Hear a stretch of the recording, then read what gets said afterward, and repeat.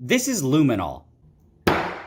It's a chemical that exhibits something called chemiluminescence, and when it reacts, it can release light. To make this happen, I just have to add water to a beaker and a decent amount of sodium carbonate.